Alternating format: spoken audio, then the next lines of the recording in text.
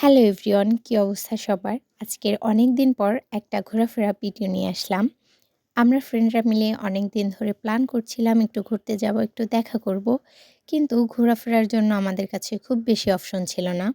তাই আমরা চলে যাই নীলিমা পয়েন্ট থেকে আরও সামনে চায়না ক্যাম্পে। তো নীলিমা পয়েন্টে এখানে নেমেই আমার বন্ধুর কাছ থেকে এক প্রকারের জুলুম করে এই হাওয়াই মিঠাইটা কিনি। কারণ ও আমাদের কখনোই কিছু খাওয়ায়নি। তারপর ওখান থেকে হাওয়াই মিঠাই কিনে আমাদের গন্তব্যে চলে যাই চায়না ক্যাম্প।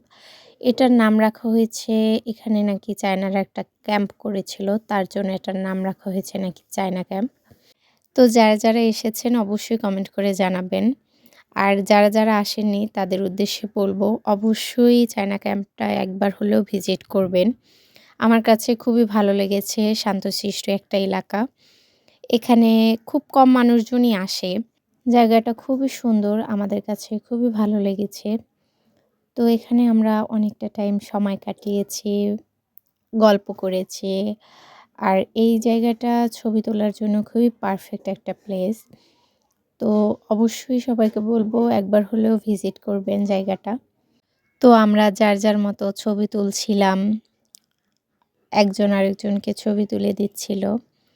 তো আমিও ভিডিও করছিলাম, চারপাশটা একটু দেখছিলাম ঘুরে।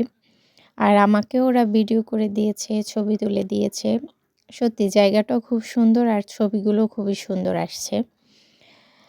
তো আমরা এখানে অনেকটা টাইম বসেছিলাম, গল্প করছিলাম, আড্ডা দিচ্ছিলাম।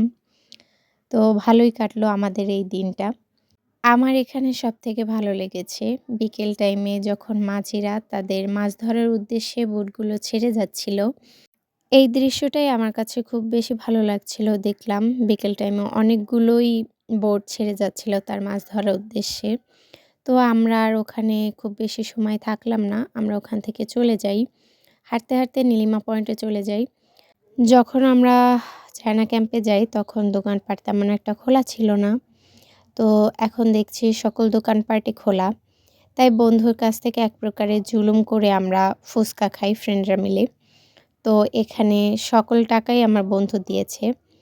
তাই সন্ধ্যা হয়ে গেছে, তাই আমরা এখানে আর খুব বেশি দেরি না করে এখান থেকেই চলে যাই। তো ভিডিওটা এই পর্যন্তই। সবাই ভালো থাকবেন, সুস্থ থাকবেন। আল্লাহ হাফেজ।